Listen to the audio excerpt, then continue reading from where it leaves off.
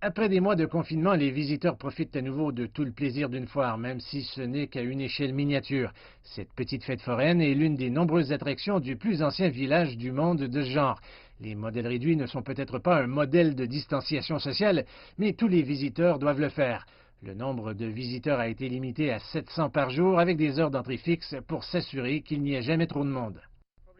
Tout le monde doit réserver sur Internet maintenant, car nous n'avions même pas de réservation en ligne auparavant.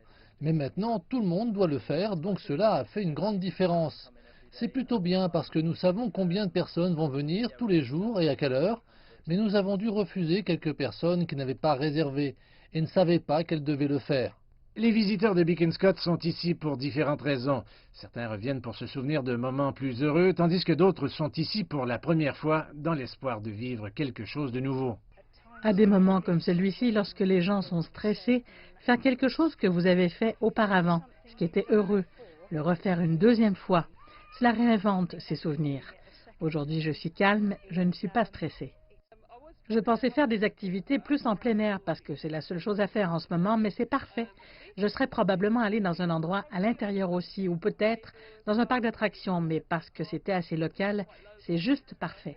Le village de Scott est ouvert tous les jours, mais il faut d'abord faire une réservation sur Internet. Il y a un itinéraire fixe qui serpente à travers le village, donc le risque de tomber sur un autre visiteur est faible. Les zones où il est impossible de maintenir la distanciation sociale ont été fermées.